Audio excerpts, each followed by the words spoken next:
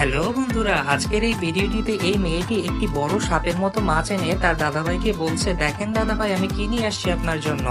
আর ঠিক তখনই তার পেছন থেকে তার ছোট ভাইটা এসে বলে, এটা কি নিয়ে আসছো সাপের মতো মাছ, এটা কি খাওয়া যাবে নাকি বোকা? আর ঠিক তখনই সেটা দাদাভাইকে বলে, দেখো দাদা কি বলে। আর ঠিক দাদাভাইটা বলে যে দাঁড়াও, তোমাদের দিয়ে কিচ্ছু হবে না, এই মাছটা আজকে আমি রান্না করে তোমাদের জন্য খাওয়াবো। তো প্রথমে তিনি এই মাছটিকে ভালোভাবে পানি দিয়ে ধুয়ে ফেলে এবং তারপর সেটিকে ভালোভাবে ছেঁচিয়ে নেয় যেন তার কোনো আঁশ না থাকে। পরবর্তীতে মাছে বিভিন্ন জায়গায় বিভিন্ন ভাবে কাট করে যেন এটার ভেতরে মশলাগুলো ভালোভাবে যায়।